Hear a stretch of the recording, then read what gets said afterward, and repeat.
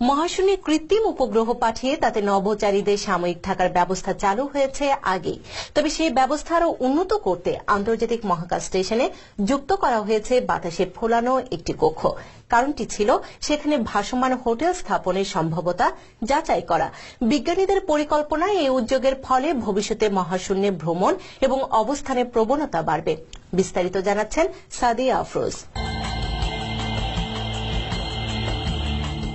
মার্কিন মহাকাশ সংস্থা নাসা ও বিগেলো অ্যারোস্পেস নামের একটি প্রতিষ্ঠান এই ফোলানো কক্ষটি স্পেসএক্স এর রকেট যোগে আন্তর্জাতিক স্পেস স্টেশনে পাঠিয়েছে। এটি সেখানে থাকবে 2 বছর। এ সময়ের মধ্যে বিজ্ঞানীরা যাচাই করবেন এটা কতটুকু নিরাপদ, পরিবর্তনশীল তাপমাত্রায় কতটুকু সহনীয়, কিংবা এটা মহাজাগতিক বিকিরণে টিকে থাকতে পারবে কিনা ইত্যাদি বিষয়গুলো।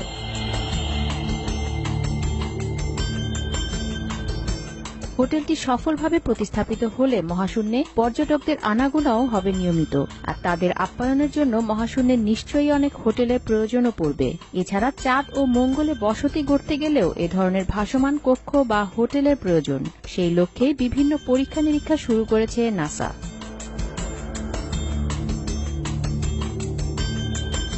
চাঁদ, মঙ্গল গ্রহ, বিভিন্ন গ্রহাণু এবং মহাশূন্যের গভীরে অন্যান্য গন্তব্যে পরিভ্রমণকারীদের জন্য এরকম ভাসমান কক্ষগুলো বিশেষ উপযোগী বলে মনে করেন গবেষকরা। আর এটি সম্প্রসারণ করা গেলে এগুলোতে অনেক জিনিস রেখে আসা যাবে। গবেষকদের মতে মহাশূন্য অভিযানে প্রতিবার বিপুল পরিমাণ প্রয়োজনীয় জিনিসপত্র বহন করার প্রয়োজনও ফুরাবে। Sadia Afroz, TVN24 news desk.